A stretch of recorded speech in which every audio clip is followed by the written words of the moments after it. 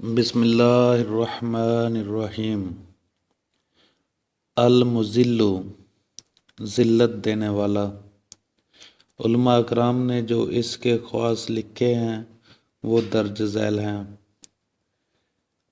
جو اس اسم کو 75 بار پڑھ کر سجدے میں دعا کرے تو اللہ تعالی قبول فرماتا ہے، اور جو کوئی شخص کسی ظالم یا حاسد سے ڈرتا ہو تو 75 بار یا 21 بار یا مذلو پڑھ کر سجدہ کرے اور کہے یا الہی فلانے ظالم کے شر سے مجھ کو محفوظ رکھ، اللہ تعالیٰ اس کو اپنی امان دے گا اور اپنی حفاظت میں رکھے گا۔